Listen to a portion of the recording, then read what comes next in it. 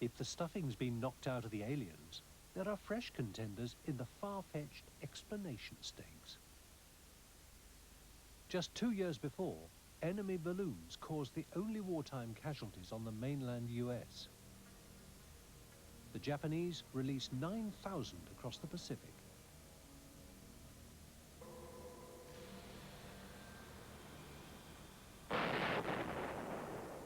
Astonishingly, press silence prevents the enemy from learning that a single one ever reaches the US. The paper balloons drop their bombs and self-destruct, but their secret is known. One imaginative theory has a renegade commander still launching them, or worse, a new model with a kamikaze crew. The plains of New Mexico hold other secrets in 1947.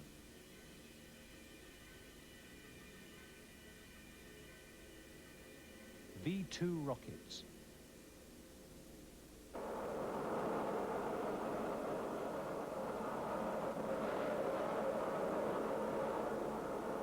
German technology captured at Peenemünde is being developed.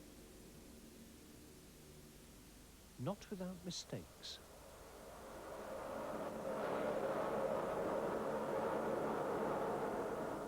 One misguided missile nearly hits a town.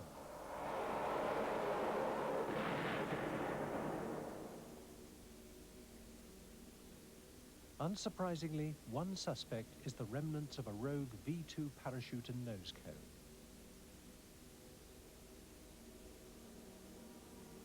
Wilder speculation provides grimmer candidates for the alien corpses. Monkeys used in later tests which do not survive.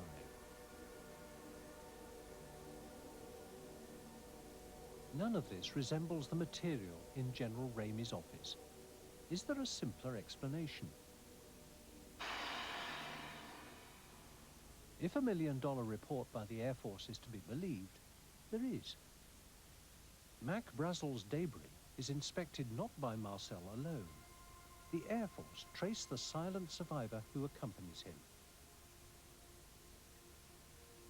His sworn testimony maintains there is nothing alien about the wreckage. Other witnesses explain the cover-up, to conceal the real purpose of the weather balloon. Alamogordo, New Mexico, the New York University Balloon Group, obscure academics, testing and refining balloons to remain at a fixed height. The sun makes ordinary balloons rise.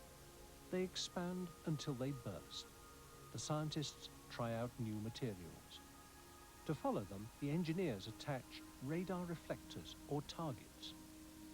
The targets that we were using were constructed of aluminum foil laminated onto a fairly tough white paper, arranged in triangles with balsa wood stiffeners. The expendable targets allow the balloon's height and speeds to be followed. Not all flights are recovered. One in particular stands out. Flight number 4 was launched on the June the 4th, and it was tracked by the B-17 and by the radar. It passed out of radar range, and our last information on it, as I remember, was when it was over a little New Mexican town called Arabella with another little town of Blue Water, both of which were exotic places that lodged in my memory ever after. These little towns are 20 miles or so from where the debris was picked up sometime later. The debris that was found, as it was described by the rancher, Mac Brazel, is a quite good description of how the remnants of one of our flights would have appeared after it came back to Earth and dragged across the ground. Most people are unfamiliar with radical new materials such as neoprene and polyethylene, and post-war shortages lead to improvisation. The manufacturer reinforced the attachment of the reflective laminate to the balsa strips with some tape that the manufacturer happened to have in his shop. And curiously enough, the tape that he had was embossed with some odd flower-like designs. There were pinkish purple abstract designs. The reason for the security clampdown is the balloon's true purpose. Amazingly, even many of the team are kept unaware. The balloons are intended to carry microphones to listen for the first Soviet atom bomb. The operation is classified Top Secret Priority 1A. Even the project name is hidden from them, Mogul. To be truthful, I never heard the name Project Mogul until 1992. I did know the intrinsic purpose of what we were doing, that is trying to detect Soviet nuclear explosions, but I knew none of the military classification, and I had no need to know. So much for alien hieroglyphics and magic materials.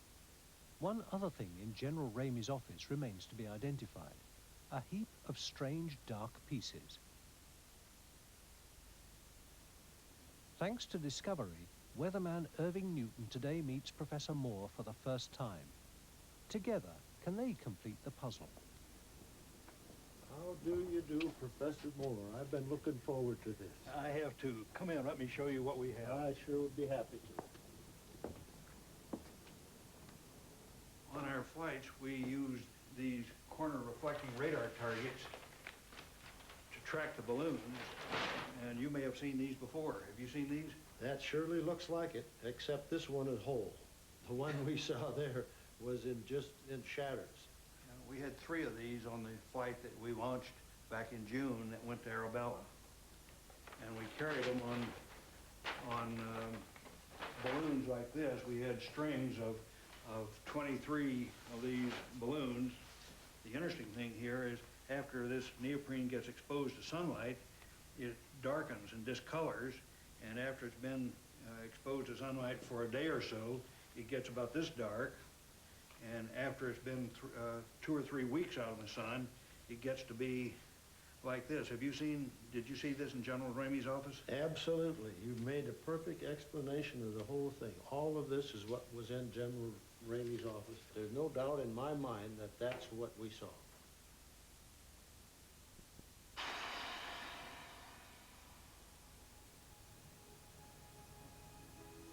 There are cases where material has been found and analyzed. Vladivostok, one of the former Soviet Union's key naval ports. Not far away lies what's claimed to be the site of the crash of an alien probe. To take us there, we've enlisted the help of an expert on Russian UFOs, TV journalist George Knapp. Well, we're on our way to Dalnogorsk, and 10 years ago, this journey wouldn't have been possible. For one thing, it's a very remote site. It's the reason we're in this commandeered military helicopter. It's the only way to get there. Plus the fact that politically 10 years ago when the crash occurred, if we had gone to Vladivostok, taken pictures of their harbor and all the military secrets there, we could have been shot or imprisoned. So this is basically the only way to get there. We're going there to find out if the crash at Dalnogorsk is the equivalent of the Russian Roswell, because it has all the elements. It has eyewitnesses, scientific testimony, UFO sightings, scientific analysis of the material. We'll see what we find out. The crash of an unknown object in Dalnogorsk, Siberia in January 1986 raises many questions. What is the silent 2-meter sphere which flies through the area parallel to the ground? It travels at only 40 miles an hour. It can hardly be a natural phenomenon like a meteorite, a fallen satellite or rocket part. Do the traces really point to extraterrestrial technology? Are the scientific tests on the debris as conclusive as is claimed?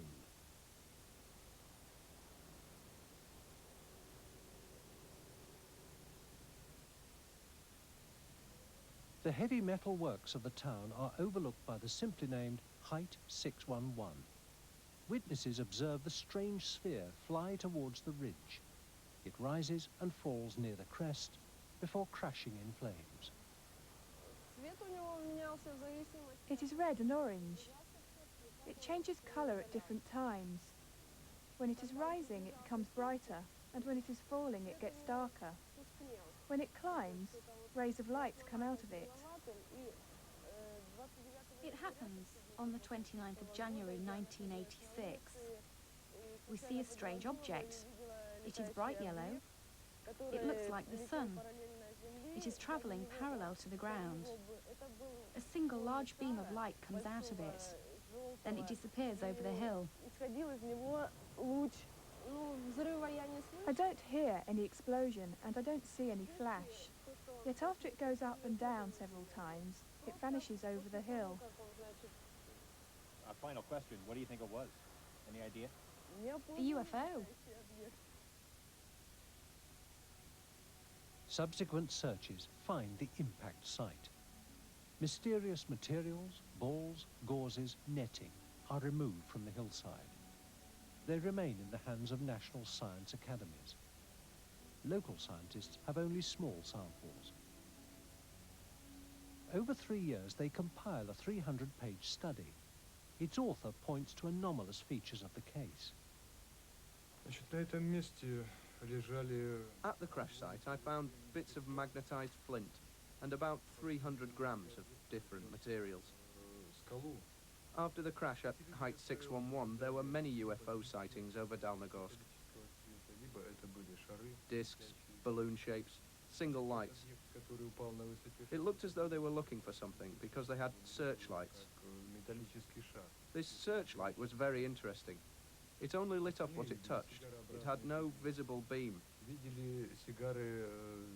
Everything leads me to believe that this object was made by highly intelligent beings and was of extraterrestrial origin.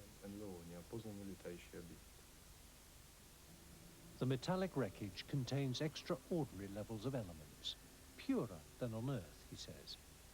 The net-like material is quartz insulation round gold wires, thinner than a human hair. What came from the sky is, he argues, not something made here, but part of the guidance system of an extraterrestrial probe.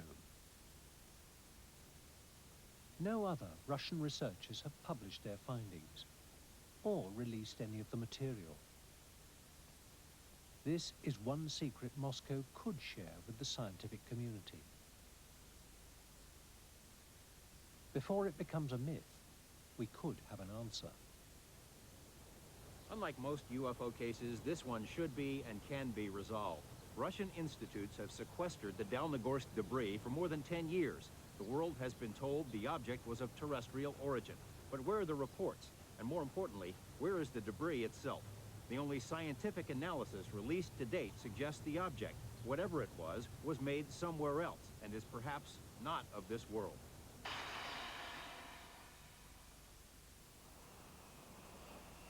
It's not a landing on the White House lawn. It's the next best thing. At RAF Bentwaters, Woodbridge, Suffolk, England, home to American tank busters. In December 1980, US Air Force personnel encounter a touchdown of a different kind. An internal US Air Force memo confirms the incident. Its author is writing from first-hand experience. In 1980, I was assigned to RAF Bentwaters Woodbridge. It was a combination twin base complex. I was assigned as the deputy base commander. On the evening of the 29th of December, we were having the Combat Support Group Christmas party. We'd just finished dinner when the police lieutenant on duty came in just white as a sheet and said, "I've got to talk to you and the base commander right now." And he said, "It's back." We looked at each other and looked at him and said, "What's back?" He said, "You know, the UFO, it's back." 3 days beforehand, there is a sighting witnessed by many security police. We crossed Bentwaters, not the back gate to the Woodbridge base. We proceeded on into the forest to the area where this supposed landing had taken place several nights earlier. There were 3 indentations in the forest, equal distance apart. So I had the disaster preparedness NCO start to take readings.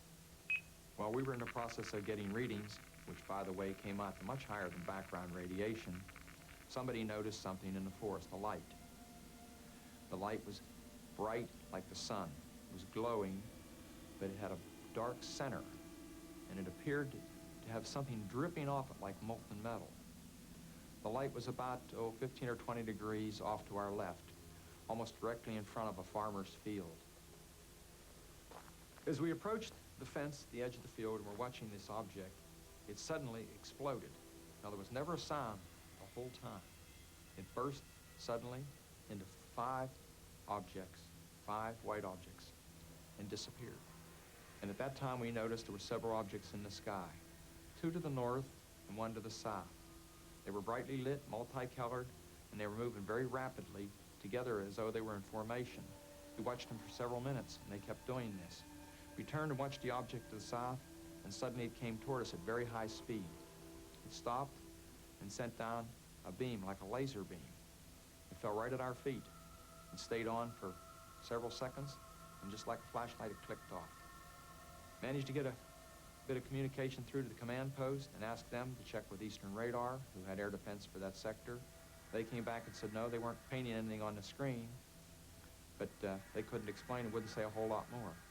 I never saw anything as far as an alien being or anything could be considered human or humanoid or anything of that nature. Although I had a distinct feeling, in fact, I'm firmly convinced that the objects we saw were under some type of intelligent control. 3 days earlier, patrolmen make physical contact with a UFO.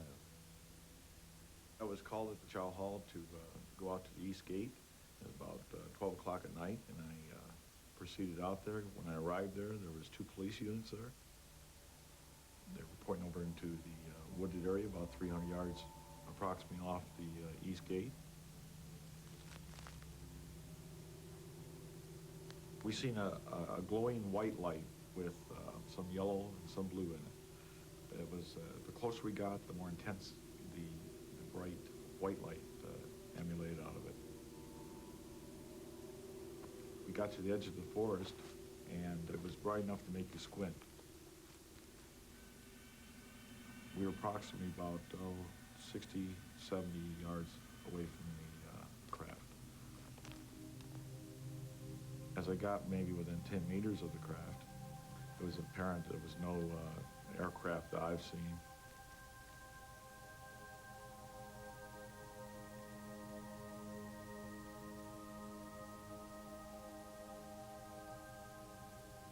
It was triangular in shape, like a pyramid, about 9 feet by 9 feet by 9 feet, approximately about 6, 7 feet tall.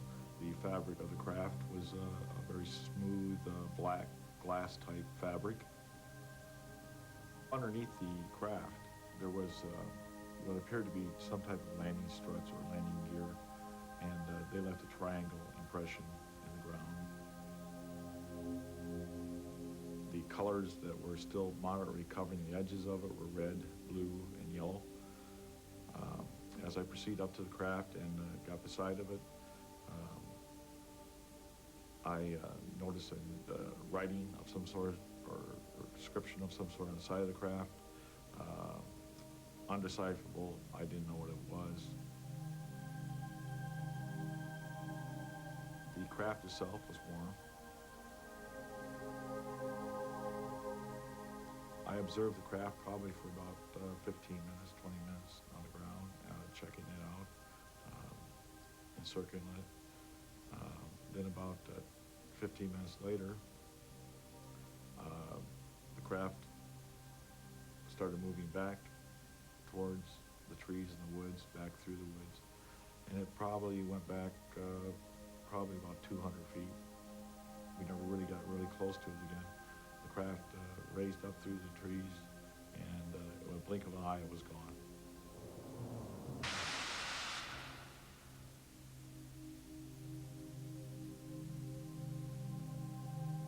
What I seen was a controlled aircraft that could fly. Made no sound, and was able to go ahead and maneuver back through the woods and be able to take off in a blink of an eye. That's what I seen. Do we have the capability in the United States Air Force? No. Does anybody else in the world? Not as far as I know of. Alien craft or terrestrial cover-ups.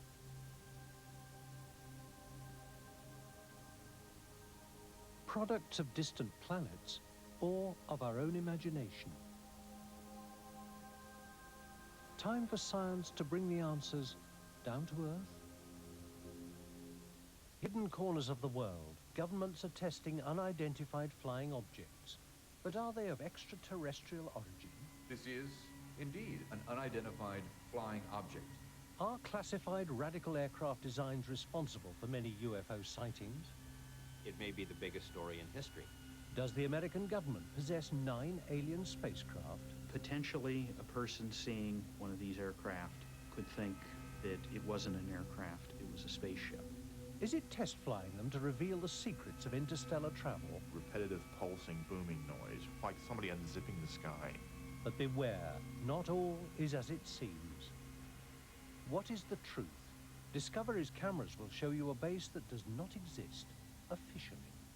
Everybody loves a base that doesn't exist. Aircraft that don't exist. All we can really say is it was traveling faster than the speed of sound. And a man who says he worked for the US government involving 9 flying saucers or flying discs altogether. With us, enter the deep black world that is dreamland. Aircraft are often confused with UFOs. I've seen it before. You've had UFO enthusiasts and stealth watchers in the same area.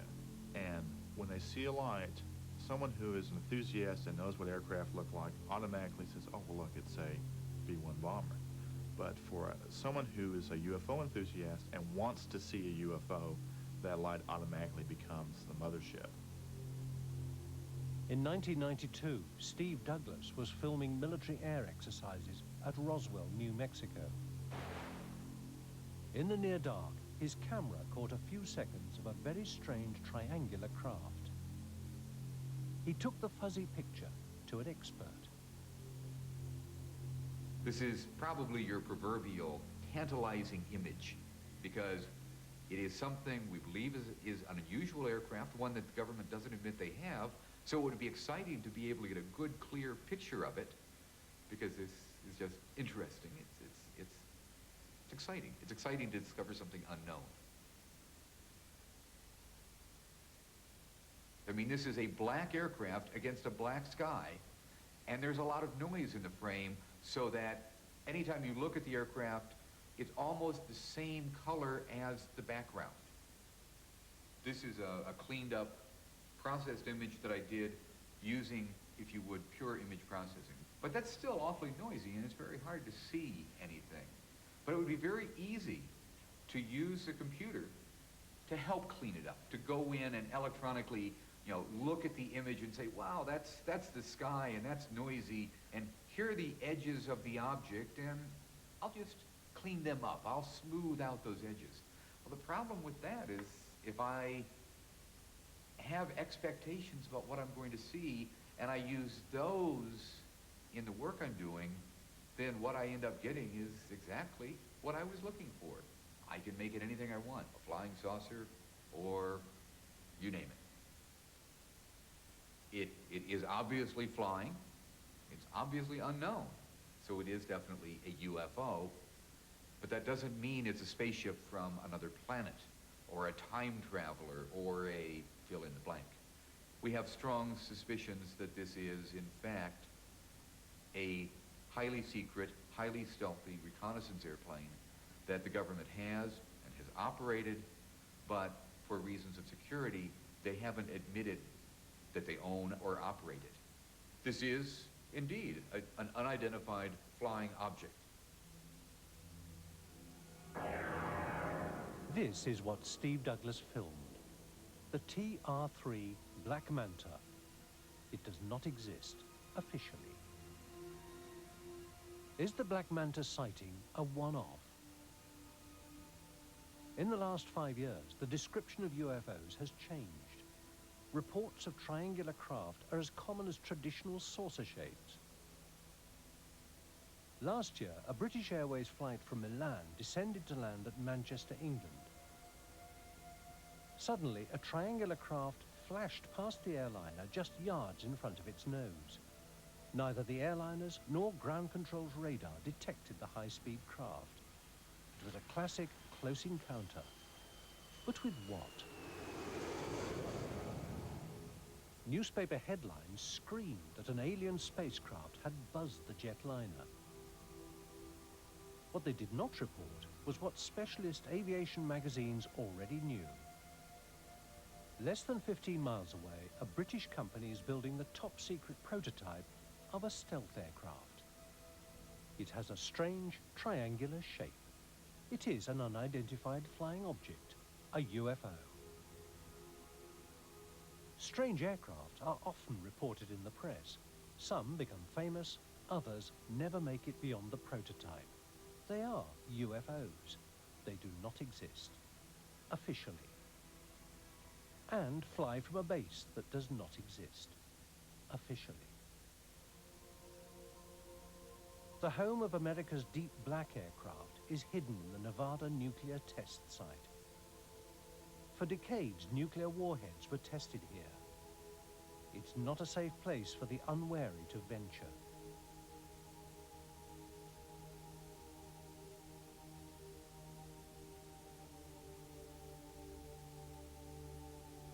Las Vegas is nearby, but the tourists play unaware of the black world hidden over the horizon.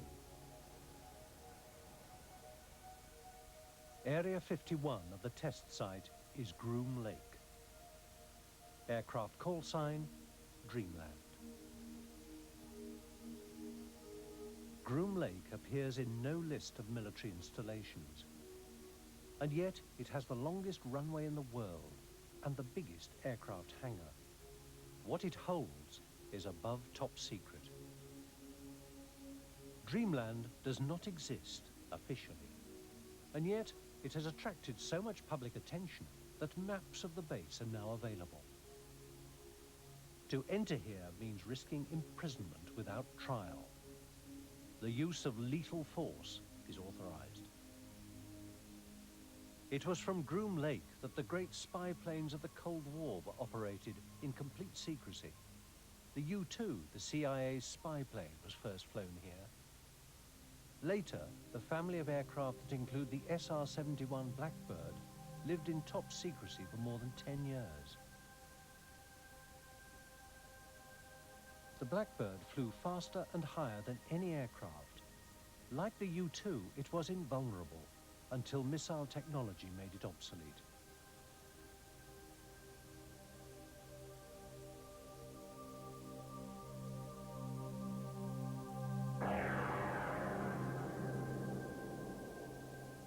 Unknown to the general public, the stealth fighter was tested here.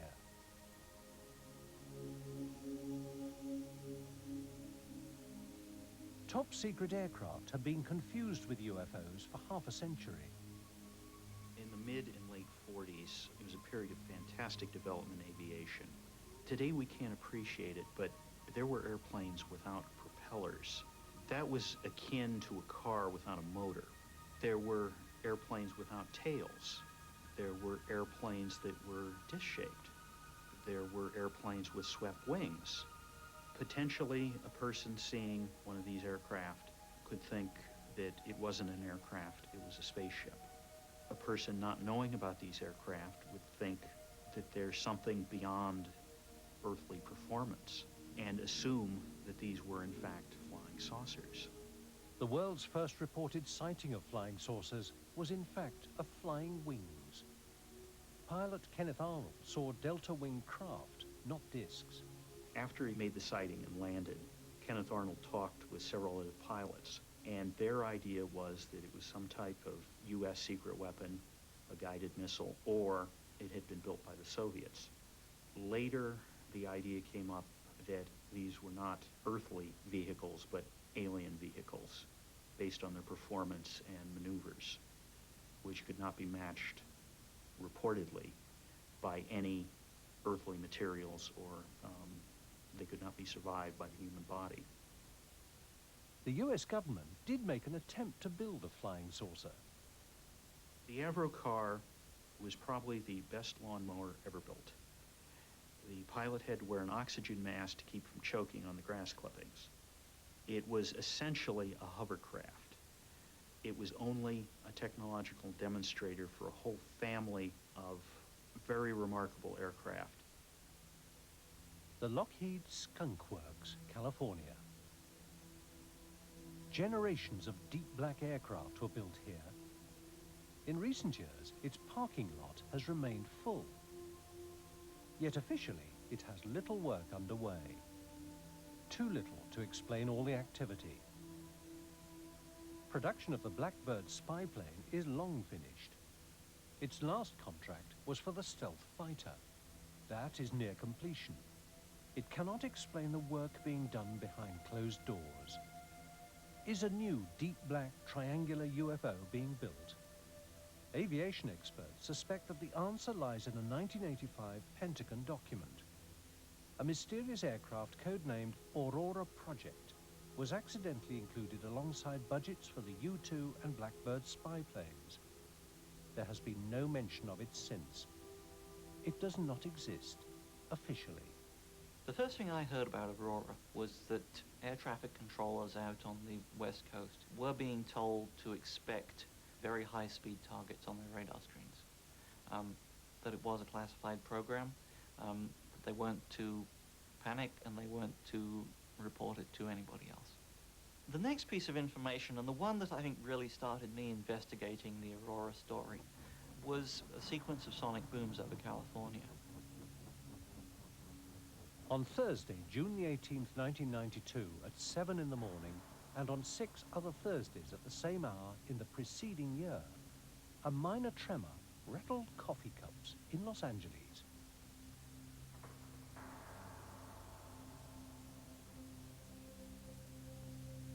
Spurred on by telephone calls from worried residents, Jim Morey of the U.S. Geological Survey set out to discover what was causing this unusually punctual earthquake. At his disposal is a network of seismic recording stations. He quickly established that it was a double sonic boom from a supersonic aircraft. Morey compared the signature of the aircraft's sonic boom with the patterns produced by those of the space shuttle landing outside Los Angeles and by the SR-71 Blackbird on its world speed record transcontinental flight in 1991. It was completely different. The size and spread of the boom is unique. We actually have quite a few sonic booms in Southern California. One of the reasons is that the space shuttle lands at Edwards Air Force Base, which is in the desert here. It's possible to tell the direction, the speed, and the height of the object that's producing the sonic boom if you have good instrumental recording. So for these mystery booms that we saw, it's clear that they are flying offshore. Because we don't have any stations there, we don't have very much data, so we really couldn't get an accurate estimate of how fast that particular object was traveling. All we can really say is it was traveling faster than the speed of sound. And one other possibility is that it could be meteorite, and there are instances of meteorites producing similar booms. Obviously, though, a meteorite happening every Thursday morning seems a little unlikely. The breakthrough came when Bill Sweetman received an eyewitness drawing of what could only be the Aurora. I'd written a couple of Aurora stories suggesting that the evidence was accumulating that something was out there. And I received in the mail a sketch and a note from a man named Chris Gibson. This eyewitness is one of the best in the business. Chris Gibson was a member of Britain's Royal Observer Corps. He was part of their elite international recognition team, one of the top military aircraft observers in the world. One day in 1989, whilst working on an oil rig in the North Sea, a colleague called Chris outside. There was a formation of 4 aircraft. The lead aircraft was a KC-135 Stratotanker, and off its port side were 2 F-111 fighter bombers. Off the tail of the KC-135 Stratotanker was a black triangular aircraft. It had no wings, no tail, perfect triangle. And there's nothing that I've ever seen before looked like that, which was an unusual occurrence because I'm trained in instant recognition by the Royal Observer Corps. And if I didn't know what it was, it's not in any books. This shape and the sonic booms told Bill Sweetman a great deal. If you're looking at an aircraft that is designed to fly at what's loosely called hypersonic speeds, that's 5 or 6 times the speed of sound or upwards, there are several things that become absolutely essential. One is that you require a very high degree of sweepback on the wing leading edges. Otherwise, you start getting into severe problems of drag and aerodynamic heating. As you go into this very slender shape, you still need to have a lot of volume in that shape for fuel, for propulsion, for crew, And the best way to provide that is to blend the wing and the body together. You get a very characteristic, highly blended triangular shape, which is, in plan view, identical to what Chris saw.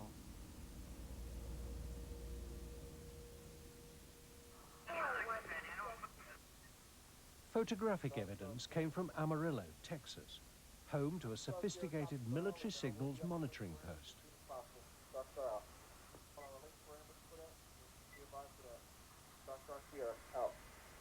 I think it was March 23rd, 1992. I was back here in my office when the house was shook by what sounded like a large sonic boom.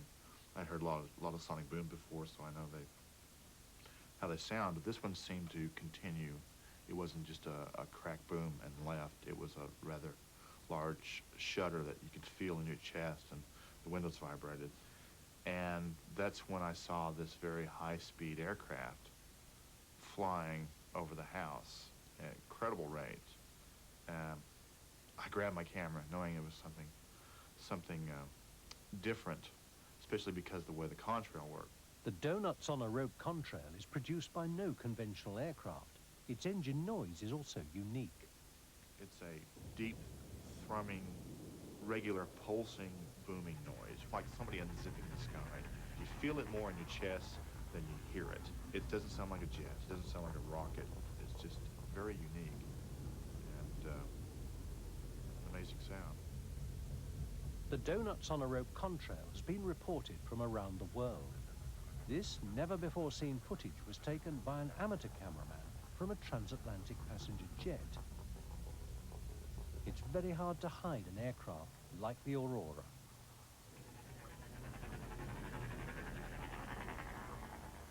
The contrail and engine noise are the signature of a pulsed detonation engine, the kind of engine necessary to fly at hypersonic speeds. With a cruising speed of 5,300 miles per hour, Mach 8, operating in near orbit at an altitude of 50 to 80 miles, the Aurora could reach anywhere in the world in 3 hours. Aurora is a continuing investigation which is not yet closed. Personally, I think that there's overwhelming evidence that there is a high-speed program out there. Like the deep black projects that came before it, the Aurora's existence is still denied.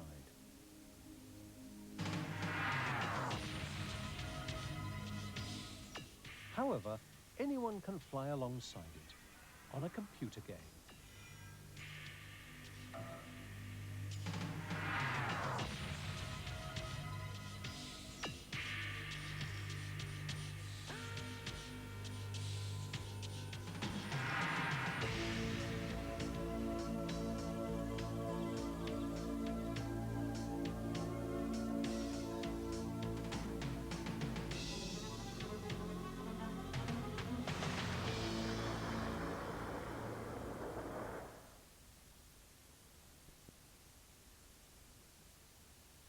The Aurora's main test base would be Dreamland, at Groom Lake, Area 51 in the Nevada nuclear test site. But something hidden even deeper in the deep black world is rumored to be flown at Area 51. Captured alien spacecraft. Dreamland has become the focus of those who say that there is a government conspiracy to cover up alien contact. It could be the biggest story in history.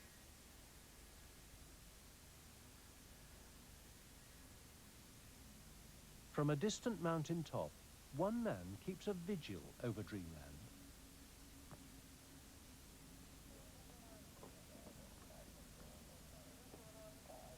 I'm up here on Tickaboo Peak, 25 miles east of the base. It's an 8,000-foot peak. It's the last outpost of public oversight over this government facility. I come here just because I think it needs to be done. Someone has to watch what's going on out there. And there's a lot of adventure in it, too.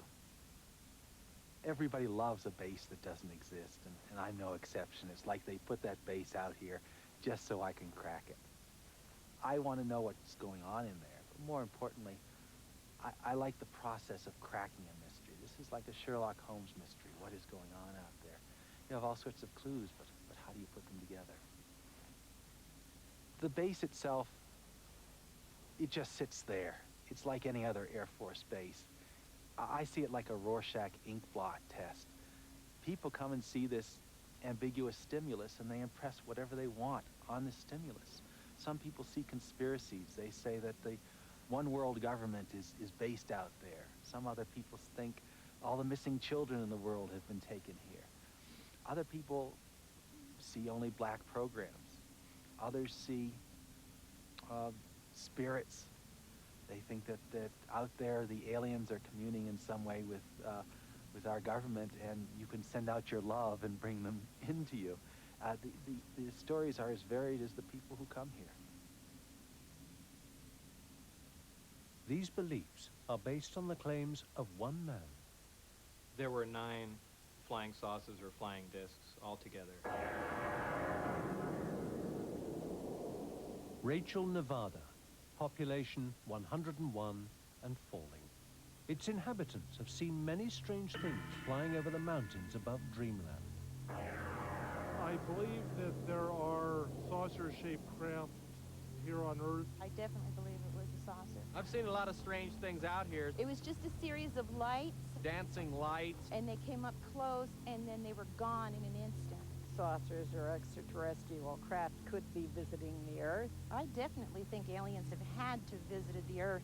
Some may be extraterrestrial from another planetary system around another star. It was something from outer space. I believe it's possible. It could be within regions underneath the Earth that have been established as a base. There's too much technology out here. It can't be explained.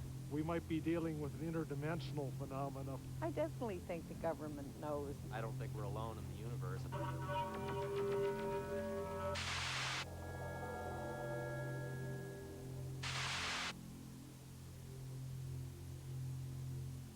Beyond Groom Lake is Papoose Lake, Area S4, alleged home of a flying saucer base. Bob Lazar, jet car builder, former employee at the Los Alamos National Laboratory, the birthplace of the atomic bomb, and supposedly hired as an engineer on a top-secret project.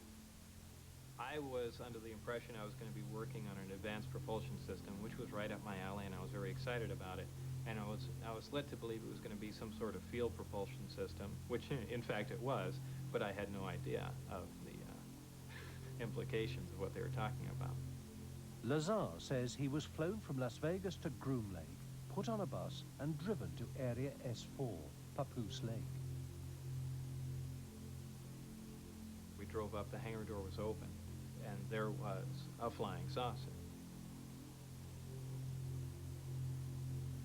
I got out, was led purposely through it, and I was told to keep my eyes forward and walk straight, and it was kind of a mental torture because it was a fantastically interesting thing here, but I was under the impression that this was something that we had developed. And in fact, I remember even laughing to myself that this answers all the ridiculous UFO sightings. We have been making these things all along, test flying them, and everyone's been thinking they're flying saucers from another planet. And I thought, wow, this is great. In fact, they even had a little American flag stuck on the side of it, which I thought was a nice touch. Bob soon discovered that the saucer was of alien origin. It was still some time later that I was actually let inside it, and it became extremely obvious that this was something we didn't make. Because only then, after seeing how small everything was inside, that it was obviously never made to hold a human.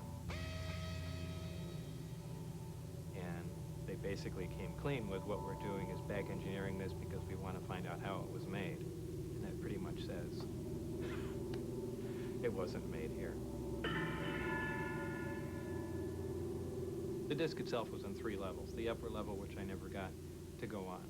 The middle one where you enter, and then there's a lower one where the gravity amplifiers hang down and you can have access to the bottom part of the craft. It's a very eerie feeling to be in there.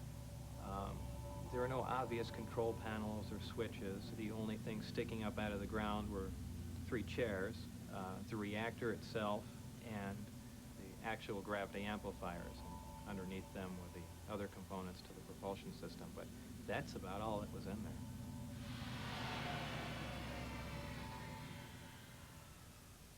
Bob Lazar has been investigated by a reporter at the local TV station. What some have called the Cosmic Watergate. There had been stories about Dreamland floating around in Nevada for a number of years, little bits and pieces in the newspaper, references to secret programs, occasionally a reference to alien technology. There have been some of those same kind of references in ufological circles, people saying there's a secret base in Nevada, you better check this kind of a thing out. It wasn't until about 1987 I started digging into some of these things. In 1989, I met Robert Lazar, and the story he told me was an incredible one by any standards. I thought that if, in fact, any of this stuff checks out, it may be the biggest story in history. Does Lazar's story check out? Do any records of Lazar's past employment exist?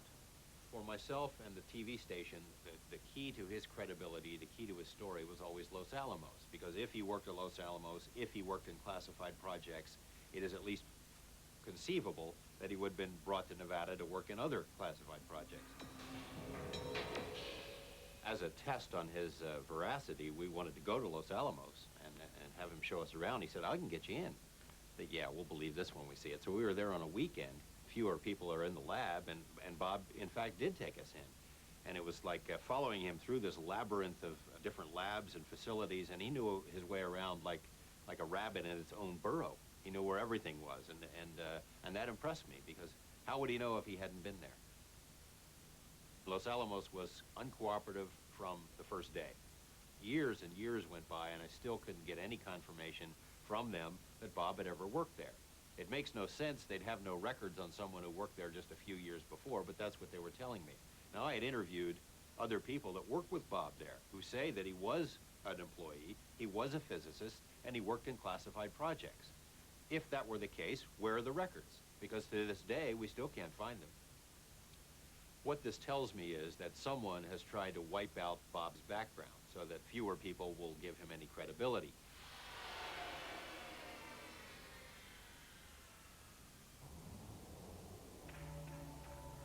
Lazar's first few days at the secret base were spent reading briefing documents, whilst under guard. These made clear that the government possessed detailed knowledge of the aliens. It was clear that the spacecraft was not a recent acquisition. It seemed like they had been working on it for at least a couple of years, but it could have been 20 for all I know.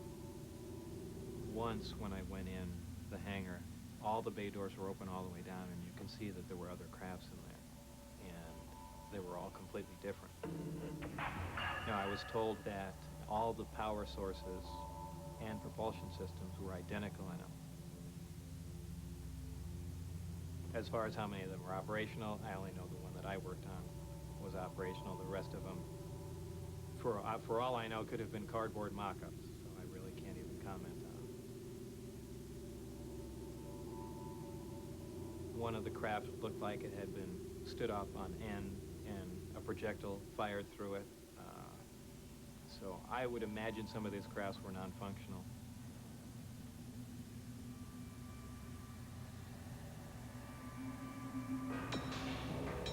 There were 9 flying saucers or flying discs altogether. George Knapp persuaded his TV station to put Bob Lazar through a polygraph test, a lie detector. Did you knowingly lie when you said you had actually seen anti-gravity propulsion in operation? No. 4 separate tests were performed by 2 different investigators. The results were inconclusive. Lazar passed 2 and failed 2. One of the investigators is still shaken by what he heard. I was looking for all the little sign, the body language, if you will. There was tremendously positive eye contact. There was no fidgeting around, and he never deviated. We covered it several different ways. I asked the same question several different ways, and his answers were always the same. Hooking up, going through the test, then started the emotional roller coaster that I experienced that night. And it's something that I can honestly say has changed my whole outlook on things. We started the first test, and it went exactly the way I thought it might. He was not doing well. He was reacting to the relevant questions more than he was to the control type of questions, which is indicative of a person who is deceptive because it's showing an emotion that he does not feel comfortable with his answers. These questions bother him. It was basically, have you ever observed a saucer-shaped craft fly out at Area 51?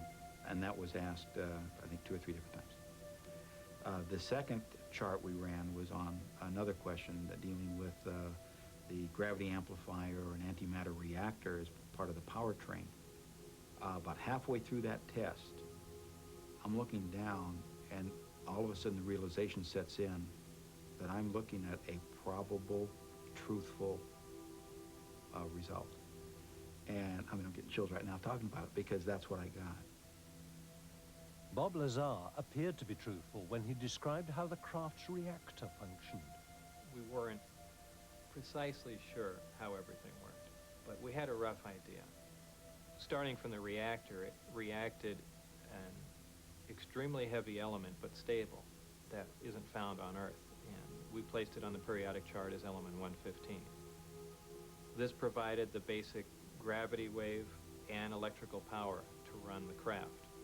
The gravity amplifiers that were located in the craft amplified that wave, and it was phase shifted, in other words, put out of sync, and that was expelled from the bottom of the craft. And the Earth and all matter puts out its own gravity wave, and this put out a wave that was an opposite to it and caused lift. In other words, it wasn't squirting out fire, exhaust, compressed air, or anything that we would imagine would propel something. It was a field propulsion system. It was something you really couldn't sense, but would lift the craft.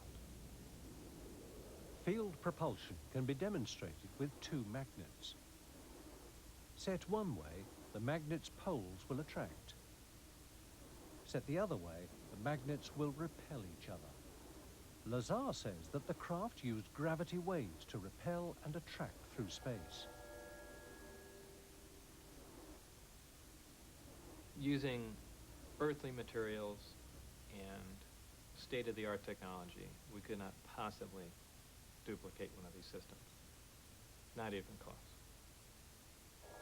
What we're seeing was a total annihilation reactor, a reactor that reacted matter and antimatter, which is something we really haven't even touched on. We know this is possible. We know we have fission reactors. We're currently trying to develop fusion reactors that produce energy like the sun does, but we haven't even thought about working on antimatter reactors, which is 100% efficient. And here was a working model of it, not just a working model of it, but it was small. It was something that a person could lift. And we're looking at something that you can hold in your hand and puts out more power than our full-size nuclear power plants.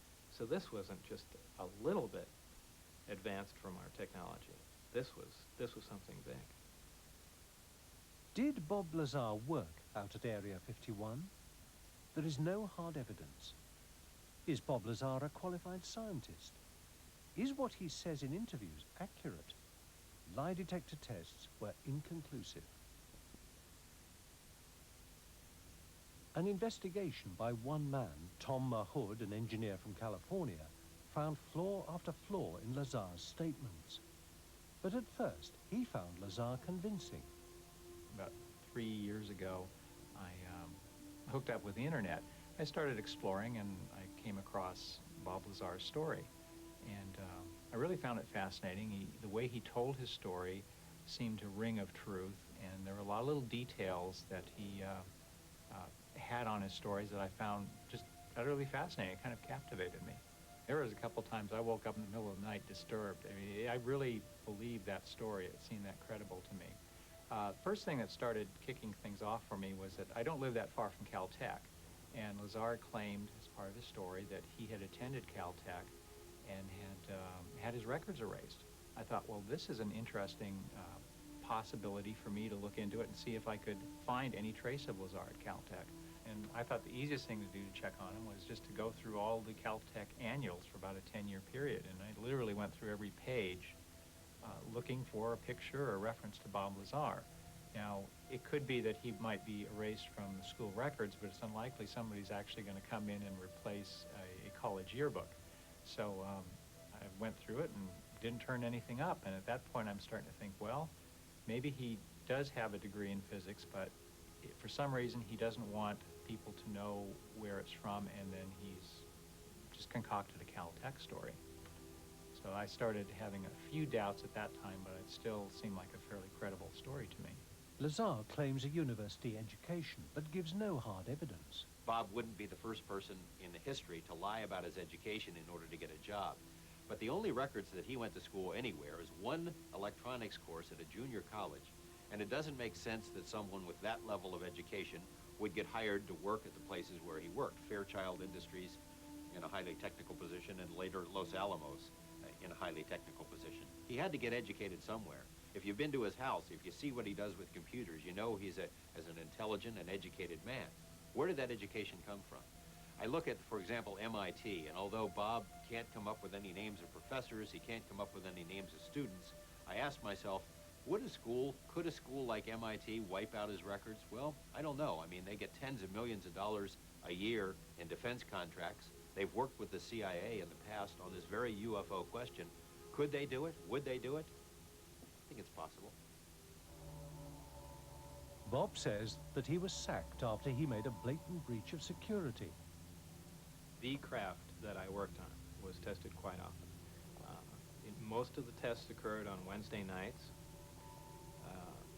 They were never taken out of the atmosphere. They were barely taken over the mountain range. You have to look at the fact that this was their prized possession that they were just learning how to use, and they weren't about to lose it.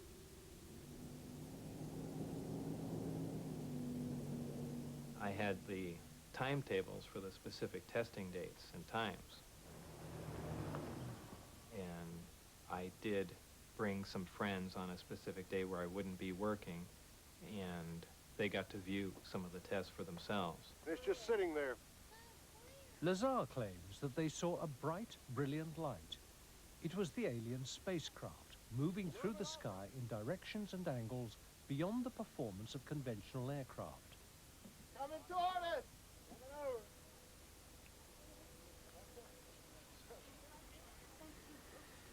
Holy moly, my heart is pounding. Look at that. Is that beautiful? Is it beautiful? Now, we weren't in the base. We were still 10 miles away from it. But even out at that far, there was still a reasonable amount of security. And we were able to see quite a few things. And as time went on, we became lax and eventually got caught. The day after I was caught, I was supposed to show up for work. However, they had me debriefed at an Air Force base north of Las Vegas. That's where a lot of the friction began between myself and the people there. They pointed weapons at me, yelling in my face at a close distance. They were as angry as you could be without hurting someone. They threatened my life. At the time, they threatened my wife's life, past employment records, places I've been, places I've worked, people I had worked with. All this information began to disappear, and I actually began to be concerned that perhaps they were going to do the same to me. I thought it became necessary to see one of the people on a local news station, because I thought if it went on the news, they couldn't make me completely disappear. It would look very suspicious if all of a sudden this person, released these claims and then he disappeared himself. So it was kind of an insurance policy for me. Well, there's several, actually 9 flying saucers, flying discs that are out there of extraterrestrial origin. After Lazar broke the story on the spacecraft, he was arrested and charged with pandering, helping to run a brothel in Las Vegas. When Bob came and told me that he was involved on the outskirts of this illegal brothel operation, I saw my professional life flash before my eyes. I was very upset. I had written and developed a computer system so a local brothel could run efficiently in town, and that is, in effect, against the law. No one had been prosecuted for that since the 1800s in Nevada. In fact, this was the first case since then. And strange for a little case like that there'd be FBI personnel and things like that at the hearing. So was there a push on to create a lot more furor than necessary? Sure, I'm positive there was. They looked at that as something to discredit me. What Lazar omits to say was that he was tapping into the state vehicle registration database looking for undercover cops. He should not be so surprised that the police wanted to prosecute with utmost vigor. We all know smart people who've done stupid things. If Einstein were arrested for drunk driving, I don't think it would reflect negatively on the theory of relativity. But Bob is, by nature, a rebel and a loner. He's got a pirate skull and crossbones flag on his house. He likes machine guns. He races jet cars. He builds outlaw fireworks shows. He does things out of the mainstream, and that's the sort of thing that would appeal to him. That doesn't mean he's not a scientist. It doesn't mean he didn't work at some of the places where he said he worked. I suspect that, you know, some people are never going to believe him one way or another. The difficulty you're in is, how do you prove a negative? If he didn't work there, you can't prove it for sure, ever. If he did work there, the way to prove it is the kind of records that are either non-existent anymore, or at least not accessible to people like myself.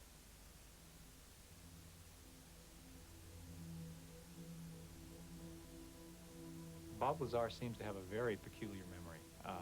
I'm not sure that it's suspicious, but it is peculiar in that he seems to remember very tiny details of his time spent at S4, yet he seems to have trouble remembering classes that he took, professors' names, dates. A lot of his past seems to be faded from his memory, but not S4. On paper, I think Bob Lazar comes across as a complete fraud. Yet I've talked to enough people and I know enough stories about things that have gone on in Area 51 that my gut feeling is that the guy was there. Whether things happened precisely as he said, I can't be sure. Should we believe Lazar's story, Tom Mahood has discovered that he did work at Los Alamos, but only for a civilian subcontractor. He was not a research scientist. He was a junior technician working on open civilian projects. Bob Lazar has been caught out lying about his past. Until we have some hard evidence, perhaps we should recall what Einstein said. Whoever is careless with the truth in small matters cannot be trusted in important affairs. I believe the operation moved a short time after I went forward with it, possibly in 90 or 91. Where they are now, your guess is as good as mine.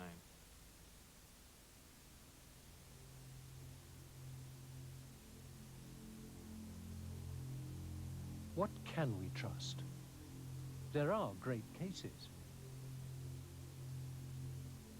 The fabric of the craft was a very smooth, black glass type. There are convincing eyewitnesses. Yep, wasn't it? It was a UFO. Is there any hard data? There is one new, fascinating report.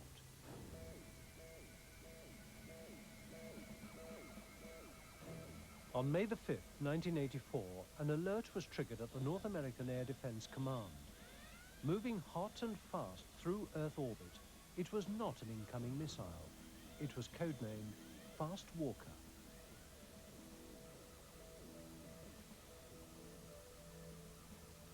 Floating in Earth orbit are the satellites operated by the US Defense Support Program. Their job is to provide the first warning of an incoming ballistic missile attack on the United States. The satellite sensors are so delicate that they also pick up infrared heat signals, even ones from minor house fires. At 1400 hours Zulu time, a DSP satellite detected a hot, fast, solid object swept in from outer space. It passed within 15 miles of the satellite and then curved back out into deep space. It was tracked for 9 minutes.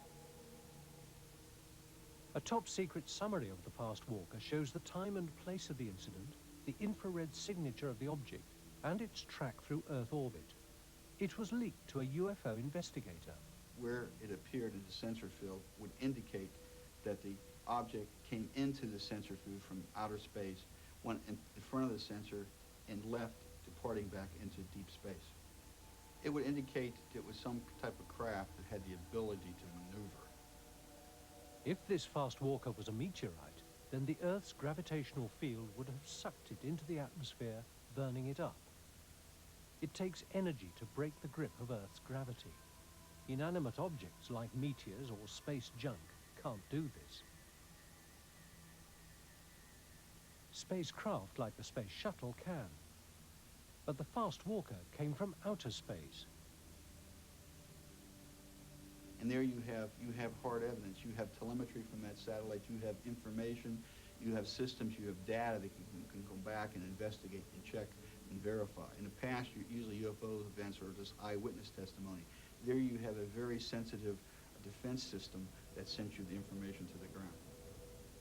I don't even know if you can solve it. Maybe it's one of those enigmas that's just going to be with us forever. You know, what type of craft would have that ability? And some people might say a UFO.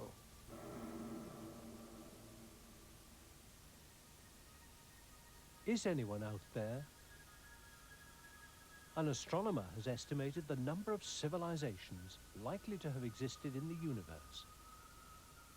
You take the rate of star formation in a galaxy and the fraction of stars with planets. Estimate the proportion of planets which could support life.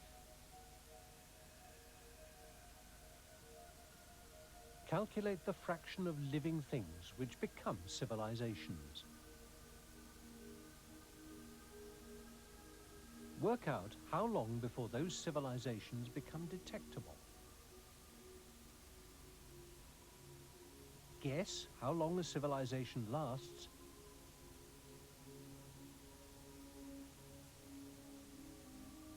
Don't forget that some civilizations can be short-lived.